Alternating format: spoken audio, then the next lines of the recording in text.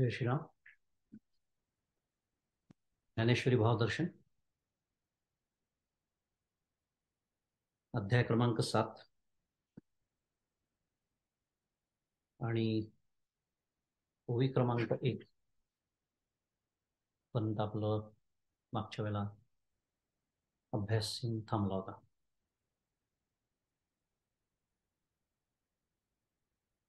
विषयात प्रवेश करण्यासाठी म्हणून आपण एक धावती उजळणी करूया. मागच्याला आपण काय बघितलं, आपण असा अभ्यास केला होता मागच्या वेळेला की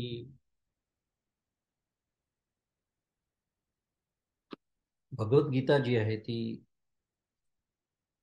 वेदांवर आधारलेली आहे. वेदांत सोडली आणि वेद हे त्रिकांडात्मक आहे असा आपण विचार केला होता मागच्या वेळेला. आचार्यांनी आपल्याला सगळ्याचा त्याचा एक छान गोषवारा काढून दिला असा विचार आपण केला. आणि या वेदांचं सार जी भगवद्गीता, त्यामुळे ती सुद्धा त्रिकांडात्मक असणं यात काही आश्चर्य करण्यासारखं नाही फारसं काही. तर पहिले जे 6 अध्याय आहेत असा आपण विचार केला होता मागच्या वेळेला, तर हे कर्मनिष्ठ आहेत, कर्मप्रधान आहेत, कर्मपर आहेत. त्याच्यामध्ये कर्माचा खूप उहापोह झालेला आहे पहिल्या 6 अध्यायांमध्ये.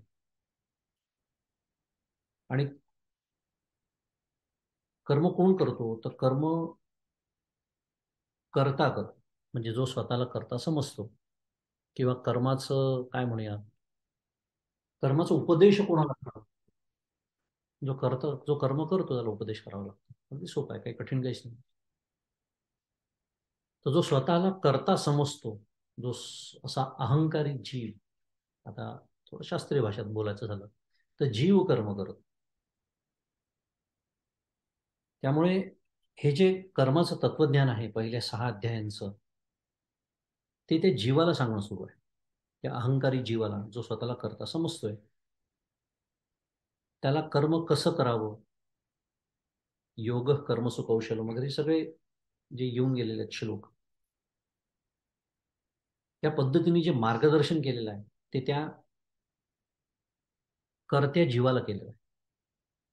आणि हा जो जीव आहे त्याला वेदांत शास्त्रामध्ये त्वम असं म्हणतात, असं आपण मागच्याला अभ्यास केला होता. आपल्याला महावाक्य माहिती आहे, तत् त्वम असी. त्यातला जो त्वम आहे, मधलं जे पद आहे, या महावाक्याचं वाच्य अर्थ आणि लक्ष्य अर्थ अशा पद्धतीने अभ्यास केला जातो. आणि मागच्याला आपण ते बोललो होतो की पहिले 12 म्हणूया, आता पहिले 6 आणि पुढचे 6 हे वाच्यार्थाने जो अर्थ होतो तत् आणि त्वमचा, तत्चा वाच्यार्थाने ईश्वर असा अर्थ होतो, त्वमचा वाच्यार्थाने जीव असा अर्थ होतो. आपण काय बघतोय की जीवाला मार्गदर्शन केलेलं आहे पहिल्या 6 अध्यायांमध्ये, कारण जीव करता आहे.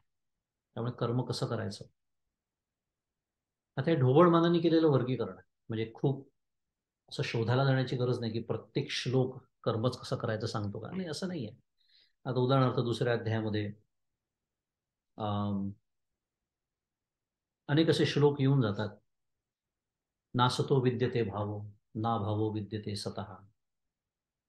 अगदी गतासून गतासूंशपासून भगवंतांनी जे तत्वज्ञान भराभर अर्जुनाला सांगायला सुरुवात केली, कारण त्याला जो विषाद झाला होता पहिल्या अध्यायामध्ये, आणि सांख्य तत्वज्ञान जे सांगायला भगवंतांनी सुरुवात केली, त्याच्यामध्ये अशा अनेक श्लोक येऊन जातात की जे अगदी प्रत्यक्ष सांख्य तत्वज्ञान किंवा त्या तत्वाचंच वर्णन करतात.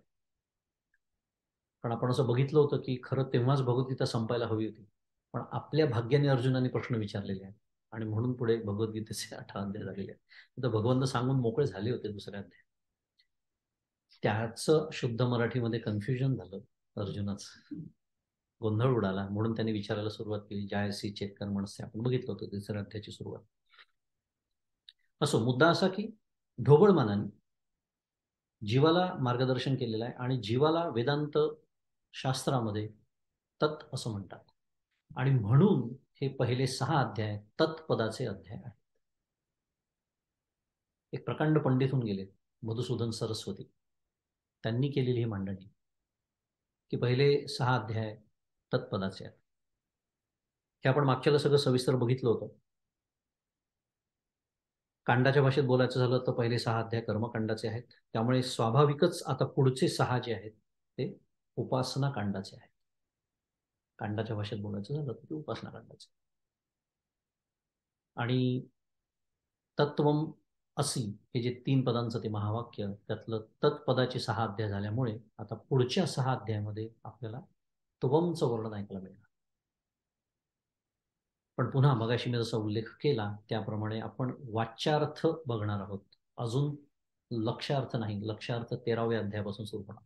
असी पद हे सांगताना, कारण तत्चं वाच्यार्थ ईश्वर आणि लक्ष्यार्थ ब्रह्म. वाच्यार्थ लक्ष्यार्थ भाषा थोडी कठीण वाटत असेल किंवा नवीन असेल तर आपल्या शुद्ध अगदी साध्या भाषेत बोलायचं तर लेखी बोले सुने लागे. बोलणं लेखीला सुरू असतं ते सुनेसाठी. आता आलं लक्षात. लेख म्हणजे वाच्यार्थ, सून ही लक्ष्यार्थ.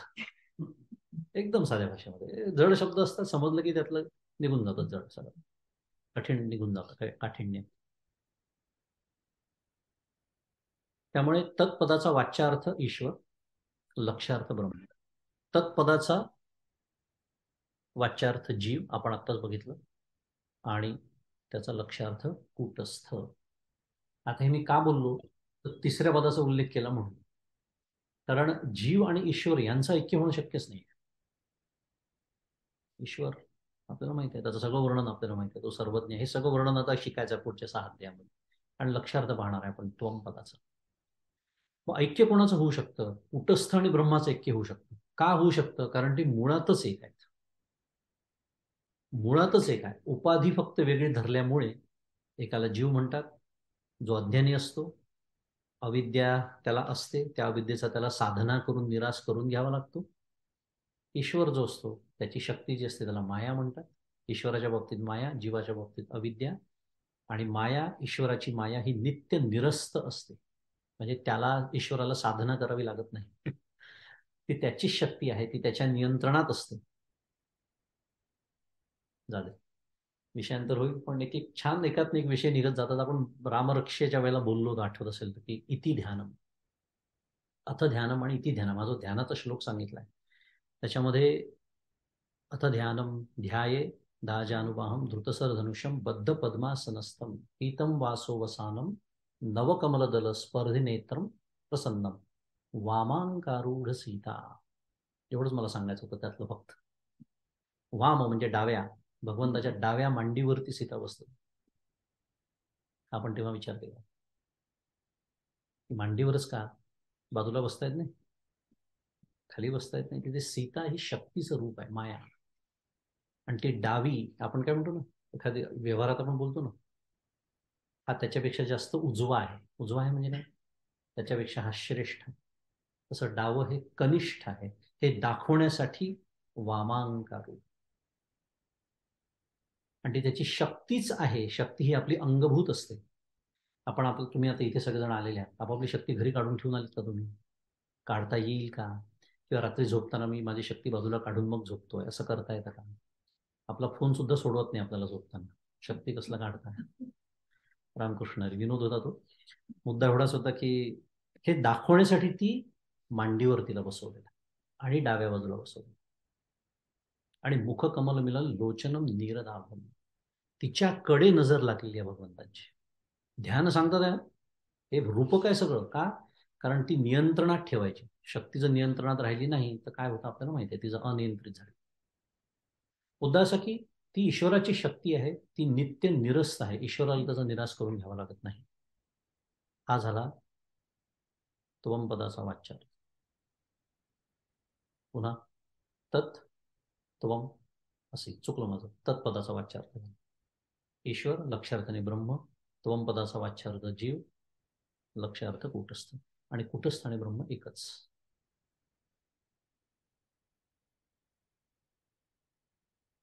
उपासना कांडाला त्याच्यामुळे 7व्या अध्यायापासून सुरुवात होते.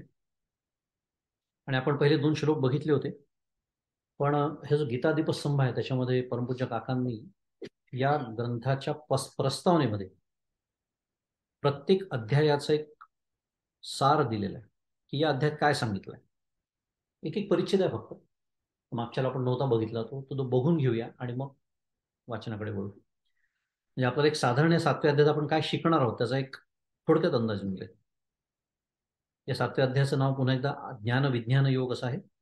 असंशयम समग्रम्माम यथा ज्ञास्यसि तच्छृणु हा पहिलाच जो श्लोक आहे येथे ज्ञान हा शब्द तटस्थ लक्षण ब्रह्माचे ज्ञान या अर्थाने असून विज्ञान हा शब्द दृश्य जगताचे ज्ञान या अर्थाने आहे. अजून एक शब्द आला, मगाशी मी सगळं स्पष्टीकरण त्याच्यासाठी दिलं. दुसऱ्या भाषेमध्ये बोलू. वाच्यार्थ आणि लक्षार्थ आपण आत्ता शिकलो.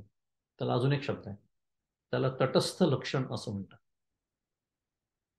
वाच्यार्थ म्हणजे तटस्थ लक्षण, लक्षार्थ म्हणजे स्वरूप लक्षण. जे जसं आहे तसं सांगणं. ब्रह्म कसं आहे, सद्घन चिद्घन आनंदघन स्वगत सजाती विजाती भेदरहित शुद्ध बुद्ध मुक्त अनेक त्याची लक्षणं आहेत.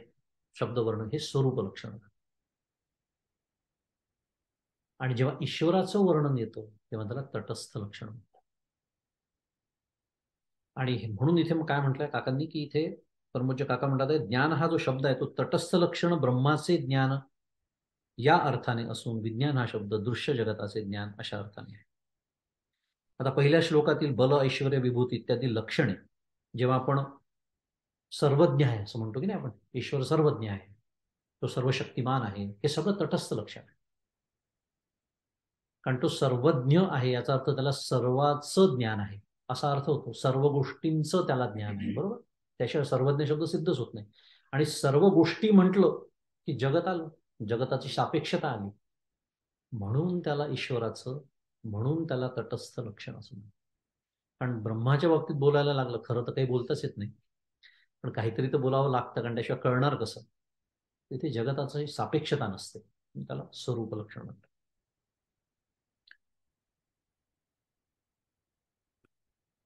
त्यामुळे पहिल्या श्लोकातील बल ऐश्वर्य आणि विभूती इत्यादी जी लक्षणं आहेत ती शुद्ध ब्रह्माची म्हणजे स्वरूप लक्षणं ब्रह्माची नसून तटस्थ लक्षणं शबल ब्रह्माची आहेत असं परमपूज्य काका म्हणतात. तिसऱ्या श्लोकातील कश्चिन माम वेत्ती तत्वतः हा माम जो आहे तो शुद्ध ब्रह्माच्या संदर्भात आहे. शुद्ध ब्रह्माचाही तिथे आलेला आहे एक उल्लेख. काका म्हणतात की कश्चिन माम वेत्ती तत्वतः मला जे जाणतो असं जे येणार आहे आपल्याबरोबर श्लोक आता तो शुद्ध ब्रह्माच्या संदर्भात आहे. आणि हे स्वरूप जाणणे महाकठीण आहे असेही भगवंत सांगतात. पुढे म्हणतात परा व अपरा प्रकृतीत मी अलिप्तपणे व्यापून आहे, परंतु माणसाला मायेच्या बलाने मी त्यात लिप्त आहे असे वाटते, असे 12व्या श्लोकात ते सांगतात. पुढे 15व्या श्लोकात मामला जाणणे कोणाला अशक्य आहे ते सांगून ते ज्यांना शक्य आहे ते किती प्रकारचे आहे त्याचा तपशील दिला आहे 16 ते 26 या श्लोकांमध्ये. आणि अध्यायाच्या शेवटी मामला पूर्ण जाणण्यासाठी अध्यात्म अधिदैव व अधिभूत जाणणे आवश्यक आहे असे सांगून 8व्या अध्यायाचे प्रास्ताविक केलेले आहे. असं एक साधारण या अध्यायाचं स्वरूप आहे. थोडंसं कठीण होतं, शास्त्रीय भाषा कल्पना आहे मला. त्यात शुक्रवारची रात्र आहे, जेवण झालेलं आहे, वेदांताच्या अभ्यासाला आपण बसलो आहोत, त्यामुळे फारच आपली परीक्षा होते आपल्या सत्वगुणाची. तमोगुण जिंकण्याची शक्यता जास्त दिसते आहे. तरी सुद्धा प्रयत्न करूया आपण. 7व्या अध्यायाला आपण सुरुवात केली होती मागच्या वेळेला आणि हा विचार केला होता की 6व्या अध्यायाचा जो शेवटचा श्लोक आहे योगिनामपि सर्वेषां मद्गते नांतरात्मना श्रद्धावान भजते योमाम समीयुक्त तमोमता हा शेवटचा श्लोक आहे 6व्या अध्यायाचा. त्याच्यामध्ये योगिनामपि सर्वेषां मद्गते नांतरात्मना श्रद्धावान भजते योमाम, मला तो भजतो. तर मला म्हणजे कोणाला? आचार्य असं म्हणतात आहे भगवंतांनी मला भजतो असं म्हणून तिथे त्या प्रश्नाचं बीज रोवलं. असा विचार आपण मागच्याला केला आणि त्याचं उत्तर देण्याच्या निमित्ताने म्हणून या अध्यायाची सुरुवातच श्री भगवान वाच अशी. कारण तो मला भजतो आणि कसा भजतो तो मदगते अंतरात्मना, मदगत होऊन. म्हणजे तो मला भजतो म्हणजे कोणाला भजतो हे उत्तर देणं आलं. म्हणजे थोडक्यात माझं स्वरूप काय आहे हे सांगणं आलं. आणि दुसरं, मदगत होऊन माझं भजन करतो म्हणजे कसं करतो हेही सांगणं आलं. ह्या दोन प्रश्नांचं जणू काही बीज तिथे भगवंतांनी पेरलं आणि त्याचं उत्तर देण्याच्या निमित्ताने 7व्या अध्यायाला सुरुवात झाली. असं आपण मागच्याला अर्थ बघितला होता. आणि मय्यासक्त मना पार्थ श्री भगवान वाच.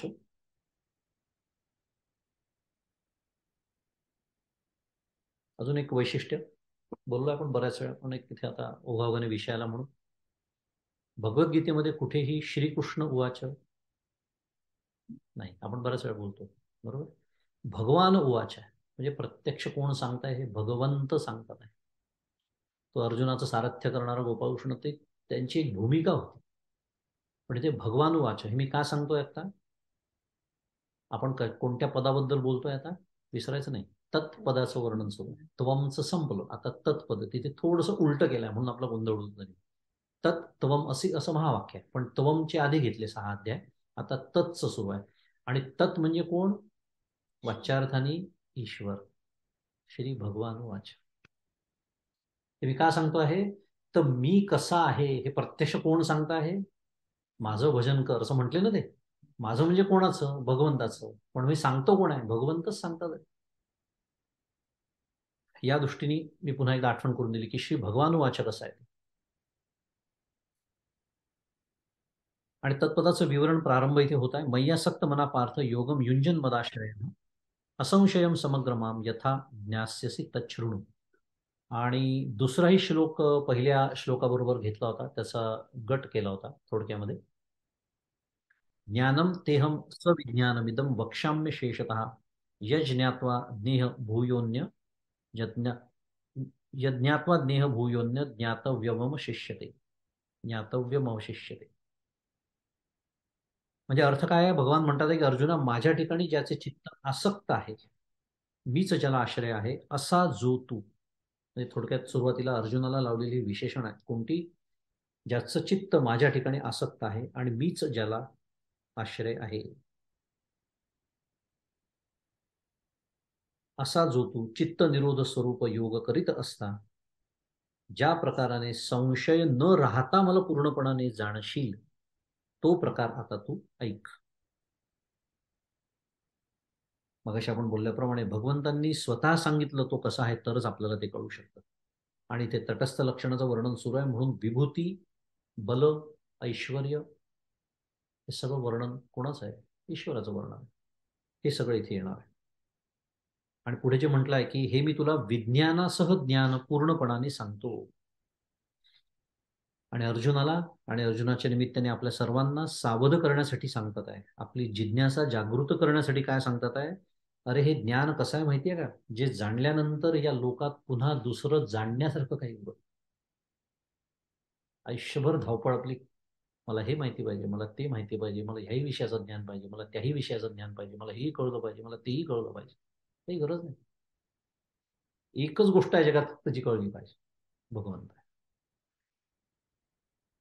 मला वाटतं आपण त्या BMMच्या त्याच्यात मालिकेमध्ये बोललो होतो की एक माती कळली की जसे सगळे घटक कळल्यासारखे होतात. मग त्याचे कोणी कुठलं रांजण असेल, बोळकं असेल, माठ असेल, शेवटी मातीच आहे ना. वेगवेगळे आकार दिलेत फक्त त्याला. तसं हे ज्ञान आहे. आणि हे भगवंत विशेषतः सांगतात आहे की हे एकदा जाणलं की पुन्हा जाणण्यासारखं काही उरत नाही. पुण्यातली आपण मार्मिकता मागच्याला बघितली होती. आसक्त मना भवती म्हणजे अयम तु योगी माम एव आश्रयम प्रतिपद्यते हित्वा अन्यत साधनांतरम मयी एव आसक्त मना भवती, असं भाष्यामध्ये आचार्य म्हणतात. अर्थ असा आहे की अन्य साधने सोडून केवळ मला आश्रय रूपाने ग्रहण करून माझ्यातच ज्याचं चित्त आसक्त झालेलं आहे. कोणाचं वर्णन सुरू आहे? अर्जुनाचं. आणि मागच्याला आपण ही मार्मिकता बऱ्याच अभ्यासली होती. आता आपली त्याचा पुन्हा विचार नको करायला एवढा. पण ती मार्मिकता अशी होती की व्यवहारामध्ये एखादं गोष्ट आपल्याला साध्य करायची असेल तर त्याचं साधन असतं. सो तुम्ही इथे आलात, इथे येणं हे तुमचं साध्य होतं. कशाने आलात? कारने आलात. कार हे काय झालं, कारचा तुम्ही आश्रय केला, कार हे साधन झालं, त्याचा आश्रय करावा लागला ना तुम्हाला, तेव्हा कुठे तुम्ही इथे पोहोचला. तसं सुरुवातीच्या काळात भगवंताची प्राप्ती करण्यासाठी आपणही अनेक साधनं वापरतो.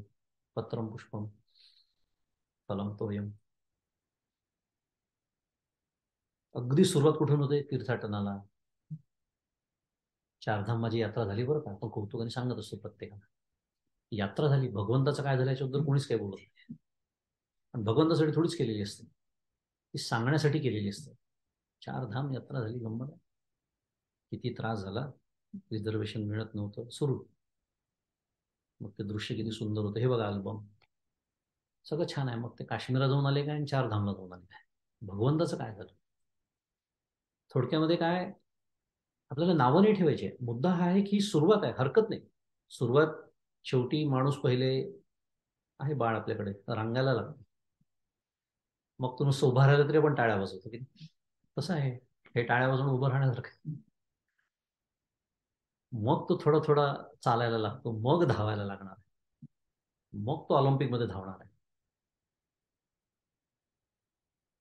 तसं समजून हे आपल्याला घ्यायचं की जोपर्यंत आपण भगवंताच्या प्राप्तीसाठी दुसरे आश्रय धरतोय काहीतरी,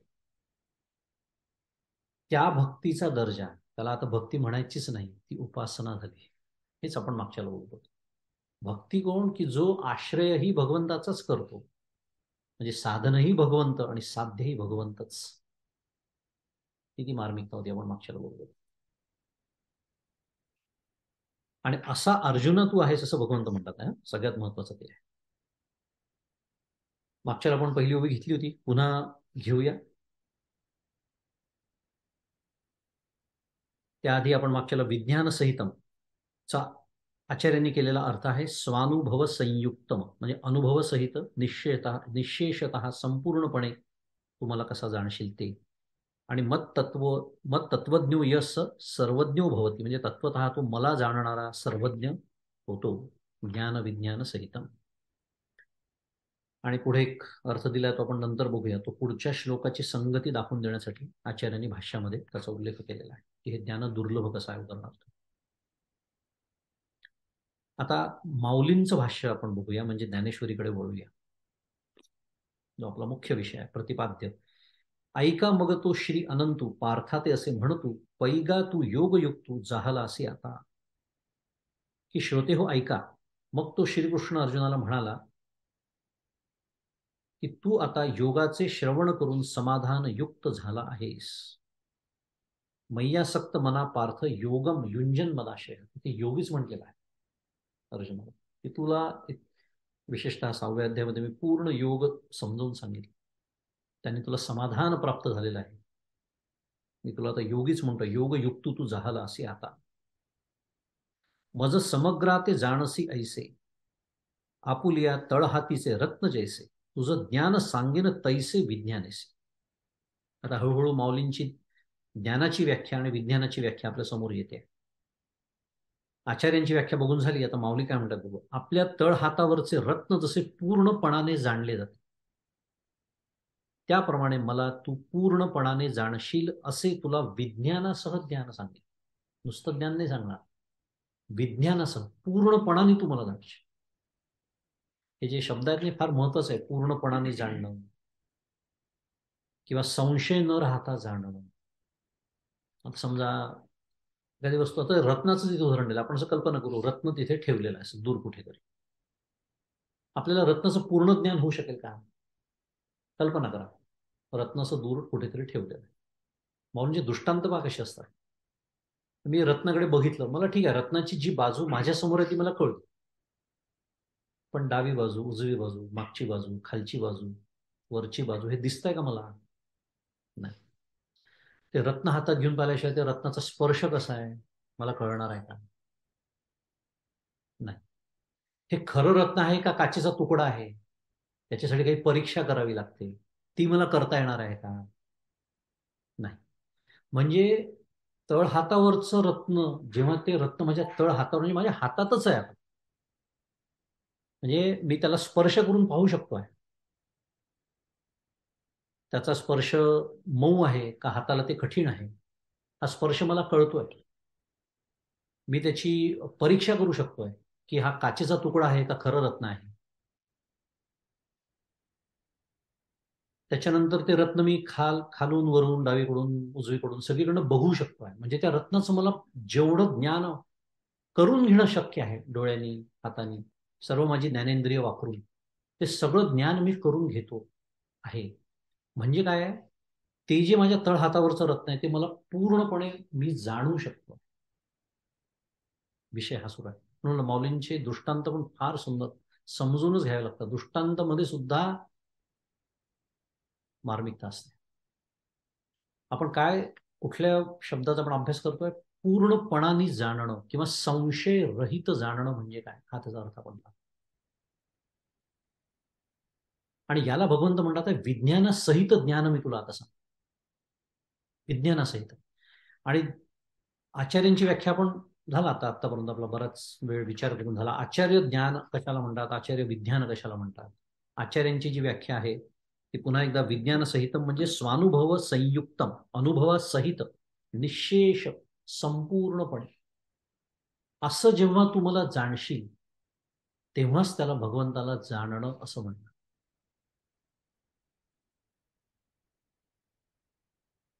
आणि माऊलींची व्याख्या आपल्या पुढे येत आहे 3 क्रमांकाची ओवी आता. एथ विज्ञाने काय करावे ऐसे घेसी जरी मनोभावे तरी पै आधी जाणावे तेची लागे. आता माऊलींनी स्वतः प्रश्न उपस्थित केलाय की या ज्ञानाच्या प्रकरणात विज्ञानाशी काय कर्तव्य आहे. अशी जर मनाने तू शंका घेशील तर ज्ञानाच्या आधी ते विज्ञानच जाणावे लागते आणि तेच जाणणे आवश्यक आहे. अर्थातच माऊलींची थोडी वेगळी व्याख्या आपल्या समोर येते आहे ज्ञानाची आणि विज्ञानाची. आचार्यांनी केलेली व्याख्या वेगळी आहे. ती कशी वेगळी आहे, कोणत्या दृष्टीने वेगळी आहे त्याचा आपण थोडा विचार करू. पण मौलींनी स्वतः प्रश्न इथे उपस्थित केला की ज्ञानाच्या प्रकरणात विज्ञानाशी काय करतो. आणि हे सगळं मी बोललो याच्यासाठी की ज्ञान आणि विज्ञान या दोन्ही शब्दांचा अर्थ समजून घेताना आपल्याला हे निशेष संशयरहित संपूर्ण ज्ञान हे लक्षात ठेवायचं.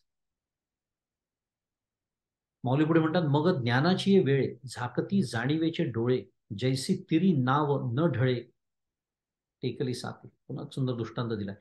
विज्ञानाचे स्वरूप समजल्यानंतर ब्रह्माचे अपरोक्ष ज्ञान होते. मग ज्ञानाची वेळे झाकती जाणीवेचे डोळे. विज्ञानाचे स्वरूप समजल्यानंतर ब्रह्माचे अपरोक्ष ज्ञान होते आणि त्यावेळी मी ब्रह्म आहे या अंतःकरण वृत्तीचे डोळे आश्रय विषयांच्या अभावी आपोआप मिटतात. कसे, जशी नाव तीराला टेकल्यानंतर पुढे सरकत नाही. दृष्टांत आहे माऊलीचे. कसं काय आपल्या डोक्यात कधीच येणार नाही असं की किनाऱ्याला टेकली नाव तर सरकेल कशी पुढे, पाणीच नाही आहे पुढे. आणि सरकेल का बरं, कारण त्या नावेचं काम जे आहे ते झालेलं आहे, आता किनाऱ्याला पोचलेली आहे. तसं अंतःकरण वृत्तीचे डोळे दृष्टांत आहे. मी ब्रह्म आहे ही एक अंतःकरण वृत्ती असते. आपण जेव्हा ध्यानाभ्यासाला बसतो तेव्हा सद्गुरू आपल्याला मार्गदर्शन करतात तत्त्वम असी. बऱ्याच वेळा आपण विचार केला त्याचा आणि त्याचा आपण प्रथम पुरुषी एकवचनी काय करून घेतो, अहम ब्रह्मास्मी. अहम ब्रह्म अस्मी. सो अहम ब्रह्मास्मी म्हणजे मी ब्रह्म आहे. शुद्ध मराठी हे झालं संस्कृत. अहम ब्रह्मास्मी, मी ब्रह्म आहे. ही पण एक वृत्तीच आहे. आपला विषय काय सुरू आहे आत्ताचा, ही पण एक वृत्ती आहे. म्हणजे एक कल्पना करू, ध्यानामध्ये माझी प्रगती एवढी झालेली आहे की माझी वृत्ती आता बाहेर पांगत नाहीये. बाहेरचे कुठले विषय नाही आहेत. याला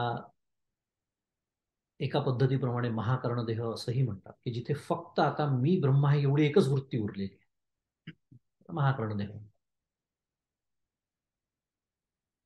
पण कितीही नाही म्हटलं तरी ती वृत्तीच आहे.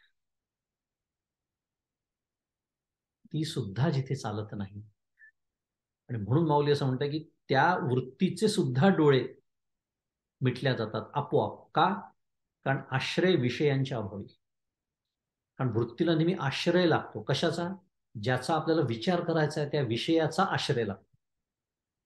थोडं शब्दरचना कठीण आहे पण सोपं आहे समजायला, नीट समजून घेतलं. आपण जेव्हा बाहेरच्या गोष्टींचा विचार करतो तेव्हा आपण त्यांचा आश्रय केलेला असतो साध्या भाषेत. तसं इथे मी संवादी वृत्ती आहे, अहम ब्रह्मास्मी संवादी वृत्ती आहे, पण तरी तिला एक विषय आहेच, अहम ब्रह्मास्मी. तो अहम जो आहे ना, तो सुद्धा आता नको आहे. आता फक्त ब्रह्म. सहा अहम सोहम मधला तो अहम पण जायला हवाय ना, तर उरायला काय हवाय? फक्त सहा. पुढे माऊली म्हणतात, तैसी जाणीव जेथ न रिघे, विचार मागुता पाऊली निघे, तर्क आयणी निघे अंगी जयाच्या. ह्याच ओळीचं एक उत्तरार्ध म्हणूया, म्हणून ही पाच क्रमांकाची ओवी आहे, की त्याप्रमाणे आश्रय विषयांच्या अभावी ज्या स्वरूपभूत ज्ञानात वृत्तीचा प्रवेश होत नाही, कारण तिथे वृत्तीला प्रवेश नाही, साध्य प्राप्त झाल्यामुळे आत्मानात्म विचार मागच्या पावली परततो. म्हणजे वृत्तीला प्रवेश नाही, विचाराला प्रवेश नाही. आत्म्याची सिद्धी होण्याकरता आत्मवाप्य हेतू व आत्म्याचे सादृश्य असलेल्या दृष्टांत उपलब्ध नसल्यामुळे ज्याच्या स्वरूपात तर्क आपले स्थान मिळवू शकत. माऊली काय वर्णन करते थोडक्यामध्ये, जिथे वृत्तीला प्रवेश नाही, जिथे विचारांना प्रवेश नाही, तिथे तर्काला प्रवेश नाही. आणि ह्या सगळ्यांना जे जे लागतं, जी जी साधन सामुग्री लागते, तर्काला न्यायशास्त्रामध्ये तर्काचे अनेक भाग दिलेले आहेत. तर इथे दोन ज्यांचा उल्लेख केलाय त्यांनी, हेतू आणि दृष्टांत. पण मुद्दा असा की तर्काला पुन्हा शुद्ध मराठीमध्ये मटेरियल लागतं ना काहीतरी. तिथे काही नाहीच आता. यतो वाचा निवर्तन्ते अप्राप्य मनसास, श्रुती सांगते. ही ती जागा आहे. बुद्धी इथपर्यंत आणून देते, ठेवते बरं का आपल्याला. बुद्धिनिश्चय आत्मज्ञान त्या दृष्टीने म्हणतात. बुद्धीचा निश्चय ना, अहम ब्रह्मास्मी काय आहे, हा निश्चय आहे. बरोबर, मी ब्रह्म आहे, हा बुद्धीने आपल्या केलेला निश्चय आहे. ध्यान काळी, म्हणजे ह्या क्षणी मी देह आहे, हा निश्चय आहे माझा. आपण काय बोलतोय, ती प्रगती केल्यानंतर बोलतोय. त्या टप्प्यावर पोहोचलेल्या साधकाची जी अवस्था आहे, आता त्याला इथे या व्याख्येपर्यंत सिद्धच म्हटलेलं आहे. बघू आपण तो विषय. पण मुद्दा असा की तो पण निश्चय आहे बुद्धीने केलेला, की मी ब्रह्म आहे. इथपर्यंत बुद्धी आणून आपल्याला सोडते आहे. पण आता गर्भगृहात प्रवेश करायची वेळ आली. तिथे आता सोबत कोणी चालत नाही. ना बुद्धी चालत, ना विचार चालत, ना तर्क चालत. तिथे काहीही नाही. उलट उलट ह्या ठिकाणी जर मी हे सगळे सुरू ठेवलं, तर हेच माझ्यामध्ये येणार आहे. म्हणजे पहा, विचाराने मी इथपर्यंत आलोय, पण आता विचारच सोडायचा वेळ आहे मला. तर्काने मी इथपर्यंत आलोय, जर श्रुती संमत तर्क केला असेल तर. पण आता हा तर्क जर मी मागे सोडला नाही, तर मला आतमध्ये प्रवेश नाही. BMM ची मालिका मला आठवण झाली, कारण बरेच मंडळी समोर बसली आहेत. काय बघितली होती आपण ओवी, आठवत असेल तर? जेथ नाही दृश्य भान, जेथे जाणीव हे अज्ञान.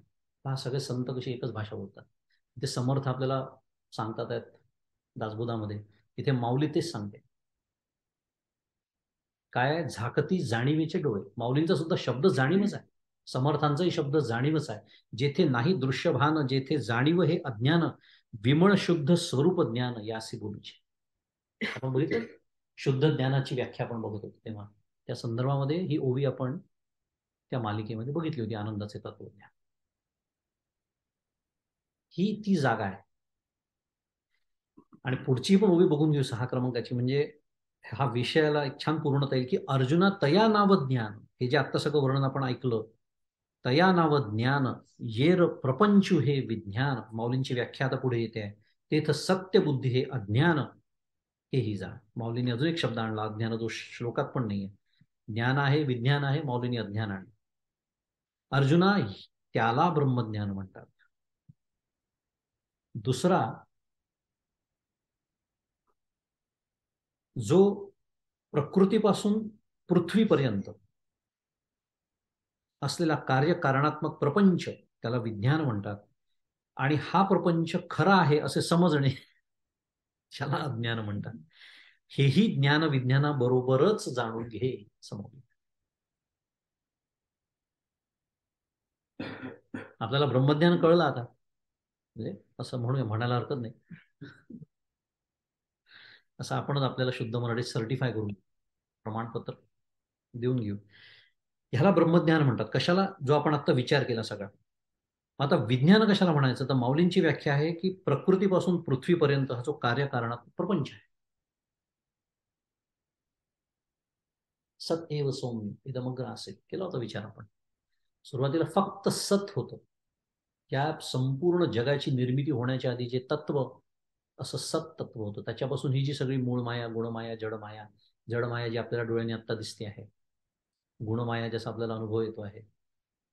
तमोगुणाबद्दल बोलत होतो मी. रामकृष्ण हरी. मुद्दा असा की हे जे पंचीकरणाचं शास्त्र आहे, हे पंचमहाभूत एकमेकांमध्ये मिसळायच्या आधी शुद्ध होती ती. त्याला तन्मात्रा असं म्हणतात. त्याचाही विचार येणारच आहे पुढे, कारण आपण आता वाच्यार्थ शिकणार आहोत. बरोबर आहे, आलं असेल लक्षात ते सगळं.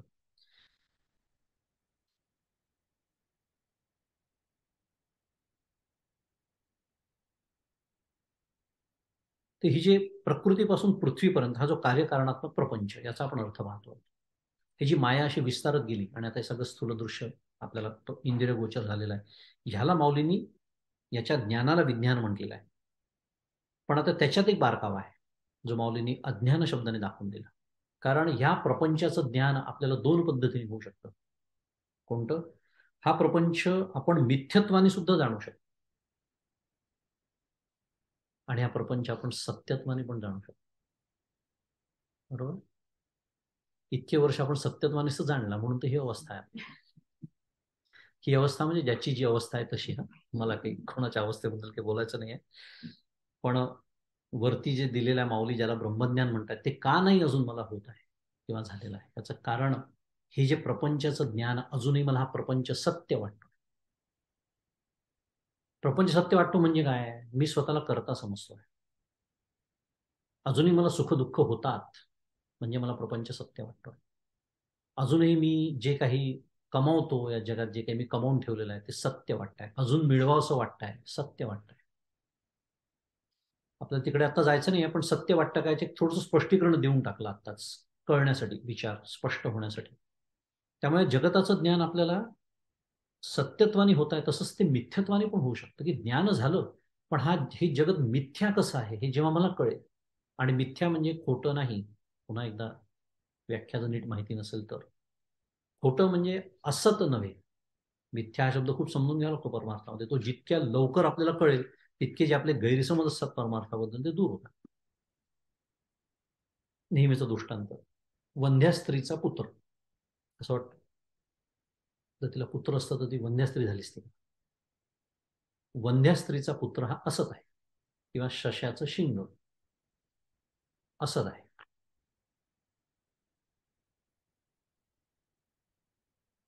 किंवा पप्पूला झालेली देशभक्ती, चांगला दृष्टांत नाही पण असत आहे. आता मी आपल्याला कळेल असे दृष्टांत द्यावे म्हटलं. हे काय सशाच्या शिंग वगैरे आपले वेदांतातले दृष्टांत झाले असते. मुद्दा आहे हे असत आहे जे कधीच असणं शक्य नाही, त्याला असत म्हणतात. असं जग असत आहे का? असं जग असत नाहीये. पण ते मला वाटतं तसं सत पण नाही. कारण सतची व्याख्या काय आहे? जे त्रिकाला बाधित असतं. 100 वर्षापूर्वी आपल्यापैकी इथे कोणी होतं का? नाही. 100 वर्षानंतर आपल्यापैकी, मी मुद्दाम 100ची व्याख्या, बरं वाटावं सगळ्यांना, उगीच कशाला. 100 वर्षानंतर आपल्यापैकी कोणी असणार आहे का? नाही. म्हणजे आपण सतच्या व्याख्येत बसत नाही. बरं, आपण जाऊ दे ना, 60-70 वर्ष, 5 वर्षापूर्वी मी जसा दिसत होतो, म्हणजे मी माझ्याबद्दल बोलतो, म्हणजे बरं असतं. मी जसं दिसत होतो तसं आता दिसतोय का? डोक्यावर जेवढे होते तेवढे आता आहेत का? नाही. म्हणजे मी जसा होतो तसाही पण मी नाहीये. म्हणजे मी बदलतो पण आहे, मी अजून अस्तित्वात आहे, पण बदलतो सुद्धा आहे. म्हणूनही मी सतच्या व्याख्येत बसत नाही. म्हणजे मी सत नाहीये. मी म्हणजे हे ज्याला ज्याला मी समजतोय ते सत नाहीये. बरं, ते असत पण नाहीये, कारण आहे ना, कळतंय, दिसतंय, अनुभव येतोय, सगळं होत आहे. त्यामुळे जे सतच्या व्याख्येतही बसत नाही, जे असतच्याही व्याख्येत बसत नाही, त्याच्याबद्दल निश्चित काही वचनच करता येत नाही. सत विलक्षण, असत विलक्षण, वचन करता येत नाही, म्हणून अनिर्वचनीय ही झाली मिथ्या शब्दाची व्याख्या. त्याच्यासाठी मला एवढं बोलावं लागलं, नको त्या माणसाचं स्मरण करावं लागलं. सत विलक्षण, असत विलक्षण, मिथ्या, ह्याला म्हणायचं मिथ्या. मिथ्या म्हणजे खोटं नाही, एवढंच मला फक्त सांगायचं होतं. तर ह्या प्रपंचाचं ज्ञान जे आहे ते मला मिथ्यत्वानी पण होऊ शकतं. हे मी सगळं का बोलतोय, की माऊलींनी जो केलेला अर्थ आहे ज्ञान आणि विज्ञान, आणि आचार्यांनी केलेला आहे, तो वरवर पाहता विरोधी वाटतो. बरोबर आहे. आचार्य काय म्हणाले, अनुभवासहित असलेलं ज्ञान म्हणजे विज्ञान.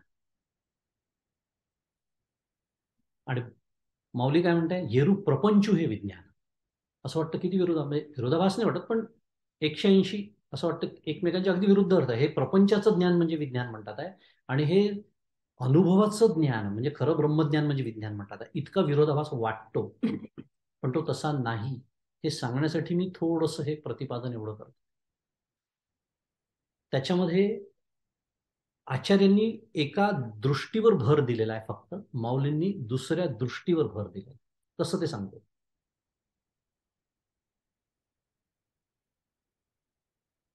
आचार्य पुन्हा एकदा म्हणतात आहे, अनुभवासहित ज्ञान म्हणजे विज्ञान. पण ज्ञान हे जे आता मगाशी मी म्हटलं होतं ना, विज्ञान सहित म्हणजे स्वानुभव संयुक्त म्हणजे अनुभवासहित निशेष.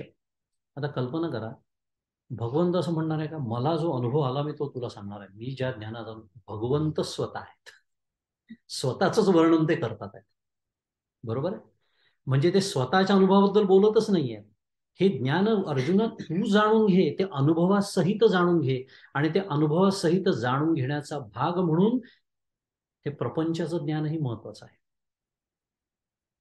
पण तो सत्यत्वाने नाही जाणायचा. का? कारण अरे हा माझाच विस्तार आहे. आपण तटस्थ लक्षण पाहतोय, विसरायचं नाहीये. मगाशी आपला जो एक पहिली 20-25 मिनिटं ज्याच्यामध्ये गेली, हे तटस्थ लक्षण आहे ब्रह्माचं, स्वरूप लक्षण नाही. तटस्थ लक्षण म्हणजे साध्या भाषेत ईश्वराचं लक्षण. हे निर्गुण निराकार ब्रह्माचं वर्णन नाही, हे ईश्वराचं वर्णन आहे. सगुण निराकार असतो ईश्वर, सगुण साकार नाही. हे जे मागे चित्र आहेत ते सगुण साकार आहेत. ईश्वर हे सगुण निराकार तत्व सांगितलेलं आहे वेदांताने. हे एक. आणि दुसरं, आचार्य जेव्हा ज्ञानाबद्दल बोलतात आहे तेव्हा हे ज्ञान कसं आहे, तर हे ज्ञान हे आपण जे म्हणालो की जिज्ञासा जागृत होण्यासाठी भगवंत काय म्हणाले, अरे हे ज्ञान असं आहे की हे एक जाणलं असता दुसरं काही जाणण्यासारखं उरत नाही. आचार्यांनी असंच प्रतिपादन केलं. म्हणजेच आचार्य तिथे अपरोक्ष ज्ञानाबद्दल बोलतात आहे की नाही, म्हणजे ज्ञानामध्ये अपरोक्षत्वाचा पण आहे ना भाग, नुसत्या विज्ञानातच आहे असं नाही. म्हणजे मला म्हणायचं काय, एवढंच मला म्हणायचं आहे की आचार्यांनी ज्ञान आणि विज्ञानाची व्याख्या करताना आणि माऊलींनी ज्ञान आणि विज्ञानाची व्याख्या करताना दोघांनी कोणीतरी एका ठिकाणी परोक्षावर भर दिलाय, एकाने अपरोक्षावर दिलेला. माऊलींनी इकडे अपरोक्षावर दिला, त्यांनी परोक्षावर दिलेला, एवढंच फक्त फरक आहे. कारण वरवर पाहिलं तर प्रपंचाचं ज्ञान म्हणजे हे जगताचं ज्ञान, हो, पण ते दोन पद्धतीने होऊ शकतं. म्हणून तर माऊलींनी तिसरा शब्द इथे आणला, अज्ञान नावाचा. ते सत्यत्वाने झालं की त्याला अज्ञान म्हणतात, ते मिथ्यत्वाने झालं की ते परोक्ष ज्ञानामध्ये मोडू शकतं. त्यामुळे काही अंशामध्ये म्हणून आचार्यांच्या व्याख्येशी ही एकवाक्यता आपल्याला छान करून घेता येते माऊलींच्या याची. थोडंसं फक्त कशावरती भर दिलेला आहे एवढंच बघायचं आहे. पण हे सगळं सोडून देऊया आपण. महत्वाचं आहे आपल्याला परोक्ष आणि अपरोक्ष. आणि अपरोक्षासहित आपल्याला परोक्ष ज्ञान हवं आहे. नुसतं परोक्ष ज्ञान आपल्याला आता होतच आहे, शब्दांनी काही गोष्टी आपल्याला निश्चितच कळलेल्या आहेत आज, त्याला परोक्ष ज्ञान म्हणतात. पण ते कळलं म्हणून प्रत्येक शब्दाला अनुभव आला का? नाही. अनुभव येण्यासाठी साधना करावीच लागणार. त्याला म्हणायचं ते साधना परिपूर्ण झाल्यानंतर जे ज्ञान होईल त्याला म्हणायचं अपरोक्ष. आता अज्ञान अवघे हारपे, माऊली पुढे म्हणते की ब्रह्मज्ञान झाल्यानंतर काय होतं, तर हे अज्ञान अवघे हारपे, विज्ञान निशेष करपे, माऊलींचे शब्द. आणि ज्ञान ते स्वरूपे होऊनी जायचे. म्हणजे आता मी तुला ज्ञानाचा उपदेश केल्यानंतर ब्रह्मविषयक अज्ञान आणि प्रपंचाला सत्य समजण्याचे अज्ञान पूर्णपणाने नष्ट होईल. काय नष्ट होईल?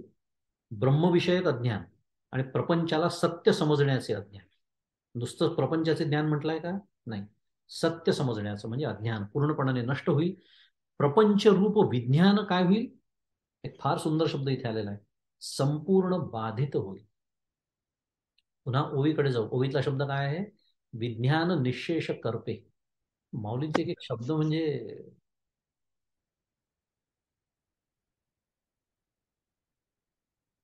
प्रपंचरूप विज्ञान बाधित होईल. म्हणजे काय? प्रपंच नष्ट होईल का? नाही. पोळी करपली. करपे शब्द आहे. भाकरी करपली, पोळी करपली, कळतं आपल्याला. नष्ट झाली का? नाही. खाण्यासाठी उपयोग फारसा नाही. इतकी करपली आहे की खाता पण येत नाही. पण नाही म्हटलं तर दाखवता येते ती पोळी तव्यावर. अरे पण ती करपली ना. तसं म्हणजे काय झालं, त्या पोळीचा बाध झाला साध्या भाषेमध्ये. त्यामुळे प्रपंच असणारच आहे. आपण तर प्रापंचिक आहोत. आपण कोणी संन्यासी नाही. अगदी आता आश्रमाच्या भाषेत बोलायचं झालं तर. त्यामुळे प्रपंचात आपल्याला राहायचं आहे. पण प्रपंचाचा काय करायचा आहे? बाध करायचा आहे. कुठेही आपल्याला उपदेश केला जात नाही आहे की हे सगळं सोडून द्या आणि जंगलात जा. तोही असतो एक प्रकारचा उपदेश. पण तुकाराम महाराज काय सांगतात? न जावे लागे वनांतरा, सुखे येतो घरा नारायण, ठाईच बसूनी करा एक चित्त. तेच तर जमत नाही ना. पण म्हणजे मी जंगलात जरी गेलो तरी तिथे मी एक चित्त बसत नाही. आयफोन लागतो मला सोबत. हा फोटो काढ, तो फोटो काढ. रामकृष्ण हरी. मुद्दा असा आहे की प्रपंचरूप विज्ञान संपूर्ण बाधित होईल. त्यामुळे बाधित शब्द खूप महत्वाचा आहे. आणि त्याचे ठिकाणी मिथ्यत्वाचा निश्चय होईल. त्या बाधितचा अर्थ काय आहे? मिथ्यत्वाचा निश्चय होणं म्हणजे बाध होणं. आणि मी ब्रह्म आहे हे वृत्तीज्ञान ब्रह्मस्वरूपच होऊन जाईल. प्रपंचाचा बाध खूप महत्वाचा शब्द आहे. आणि प्रपंचाचा बाध जोपर्यंत मी करणार नाही तोपर्यंत मला प्रपंच मिथ्या आहे हे लक्षात येणार नाही. म्हणजेच मला प्रपंच सत्य आहे असंच वाटत राहणार. म्हणजेच मी करता आहे, हे सगळं सत्य आहे. मला ती काल परवा जे बोलली त्याचा मला अजूनही राग आहे. तिने मला अजून फोन केलेला नाही, हेच मला नामस्मरणाच्या वेळेला आणि ध्यानात आठवणार. साध्या भाषेत बोलू. खूप तात्विक भाषेत बोलायची गरजच नाही. हे प्रपंच सत्य आहे मला कसं छळतं माझ्या साधनेच्या वेळेला, हे महत्वाचं. पण अजून मी बाध नाही केलेला आहे तसं. मला हे मिथ्या आहे नुसतं शब्दांनी बोलतोय मी, पण त्याचं सत्यत्वाचं विष अजूनही भिनलेलंच आहे माझ्या अंगात.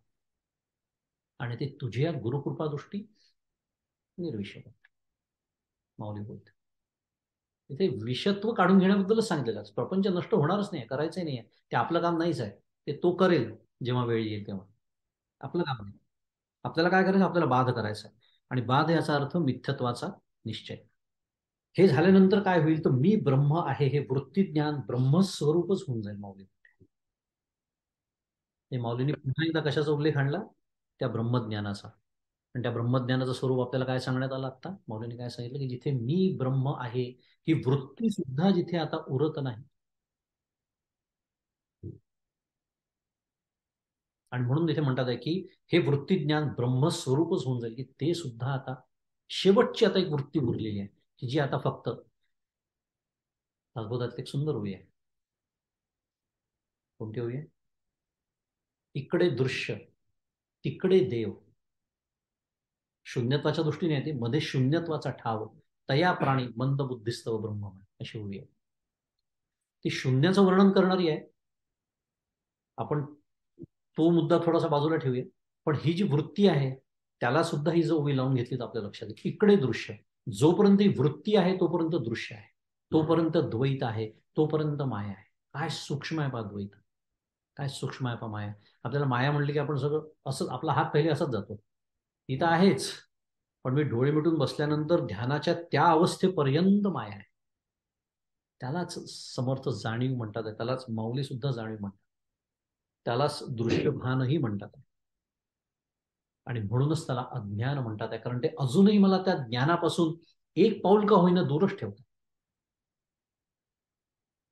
आणि ही जाणीव सुद्धा आता तिथे जाते, मी ब्रह्म आहे हे वृत्तीज्ञान ब्रह्मस्वरूपच होऊन जाईल. जेणे सांगतयाचे बोलणे खुंटे. काय सुंदर वर्णन आहे पा. काय काय अवस्था असेल ती आपण निदान कल्पना करू शकतो की अशी अवस्था, जेणे सांगतयाचे बोलणे खुंटे ऐकतयाचे व्यसन तुटे हे जाणणे साने मोठे उरू नये. की ज्या योगाने सांगणाऱ्याचे बोलणे कुंठित होऊन जाईल, ऐकणाऱ्याचा ऐकण्याचा छंद नष्ट होईल, असे ते ज्ञान प्राप्त झाल्यावर हा लहान हा मोठा असा भेदच उरू देत नाही.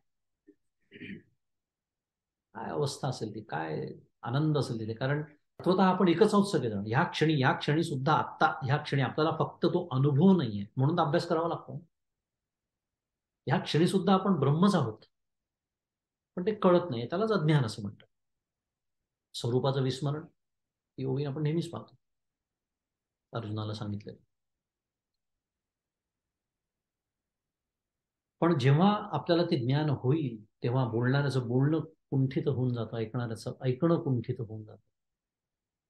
आणि तिथे लहान मोठा थोर सान हा आता भेदच मावून.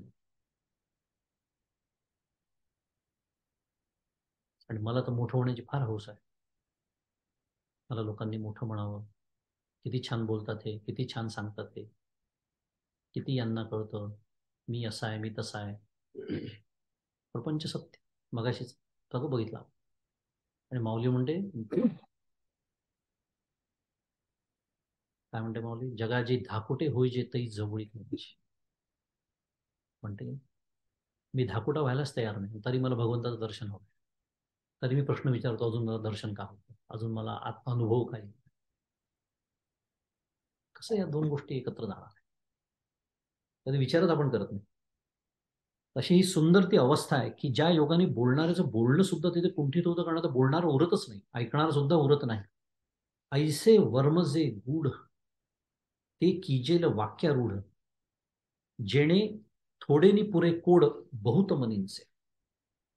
माऊली म्हणताय अशी जी गुप्त गोष्ट आहे, फार मोठी, ऐसे वर्म जे गूढ, गूढ आहे, गुप्त आहे ही गोष्ट, ती मी शब्दाने प्रकाशित करीन.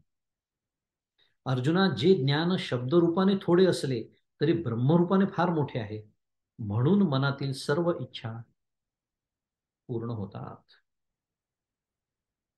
माऊलींनी सुद्धा आपल्याला पुढच्या श्लोकाची प्रस्तावना सुतोवाच करून दिलेला आहे या ओवीनी. आणि आचार्यांनी सुद्धा त्यांच्या भाष्यामध्ये, मगाशी मी म्हणालो, अतो विशिष्ट फलत्वाद दुर्लभम ज्ञानम, म्हणजे हे जे ज्ञान आहे अतिउत्तम फल देणारे असल्याने हे दुर्लभ आहे, अत्यंत दुर्लभ आहे. कारण सर्वात श्रेष्ठ फल देणारी ही विद्या आहे, अध्यात्म विद्या.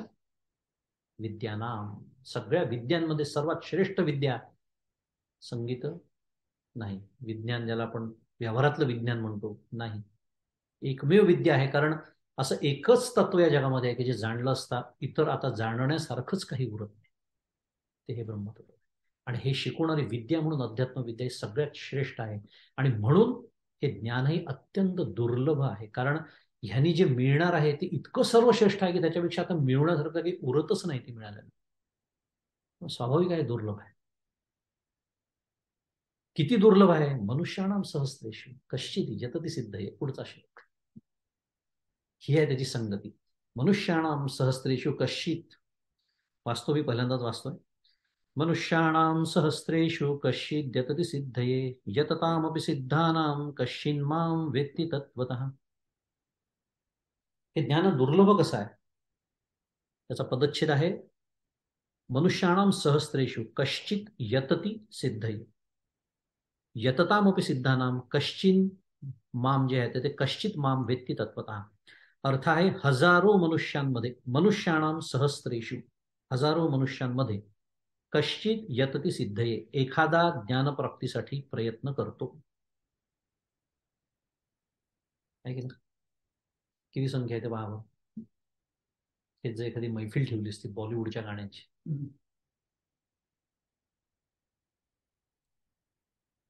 आणि त्यात काही वाईट वाटण्याची गरज नाही. भगवंतांनी हजारो वर्षांपूर्वी सांगून ठेवलेलं की हजार मनुष्यांमध्ये एखादाच प्रयत्न करतो ज्ञानप्राप्तीसाठी. आणि अशा अनेक प्रयत्न केलेल्यांपैकी, पुढे अर्थ वाचतो मी, आणि प्रयत्न करणाऱ्या, आता सिद्धांमध्ये म्हटलंय सिद्धानाम, सिद्धांमध्ये देखील कोणीतरी एखादा मला तत्वतः जाणतो. मनुष्याणाम सहस्रेषु कश्चित यतती, यतती म्हणजे प्रयत्न करतो.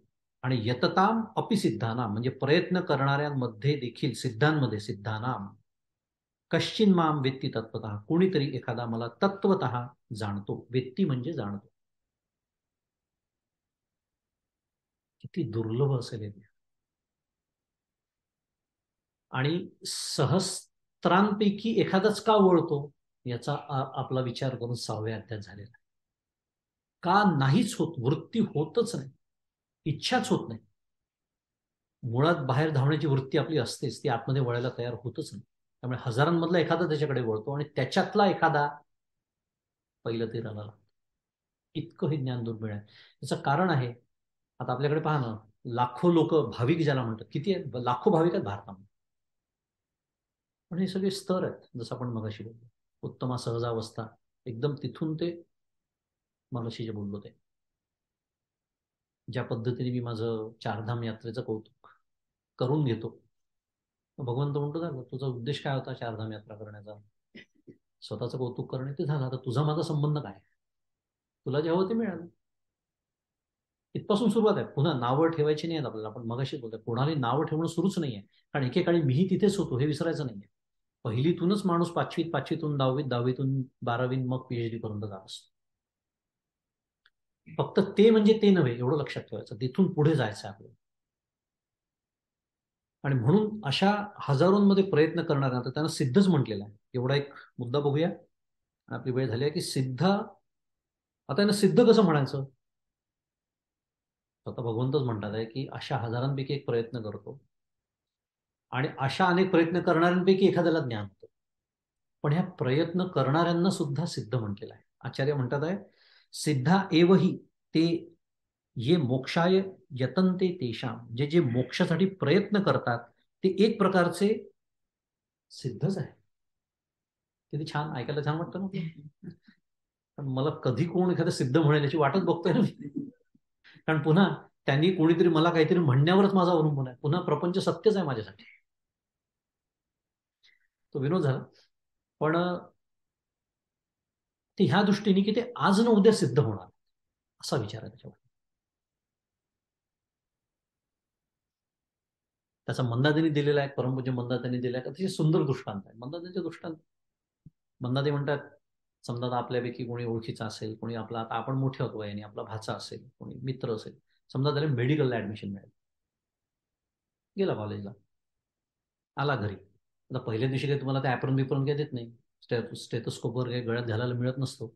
पहिलाच दिवस आहे, अजून त्यांनी पुस्तकाला हाती लावलेलं नाही, आपण काय म्हणतो, या डॉक्टर म्हणतो की नाही? सिद्ध. उद्यापासून या सिद्ध म्हणू नका एकमेकांना, दृष्टांत आहे. मुद्दा असा की एक छान आपल्याला त्याच्यातून एक प्रोत्साहन दिलेलं आहे भगवंतांनी आणि माऊली, की होणार आहात तुम्ही पण, एक दिवस होणार आहे, काम होणार आहे. जसं करायला पाहिजे साधना तशी केली, होणार आहे, नक्की होणार आहे. पण ते ह्या पद्धतीने केली तर, हे मिथ्यात्व प्रपंचाचं जर लक्षात घेतलं तर. असो, आपली वेळ झालेली आहे, त्याच्यामुळे आपल्याला या श्लोकावरच्या ओव्या बघण्यासाठी काही वेळ नाही, ते आपण पुढच्या वेळेला बघूया. आणि आपल्या वाचनाला आज इथेच विराम देऊ आणि आजचं हे चिंतन पुष्प सद्गुरूंच्या चरणी अर्पण करू. श्री सद्गुरुनाथ महाराज की जय.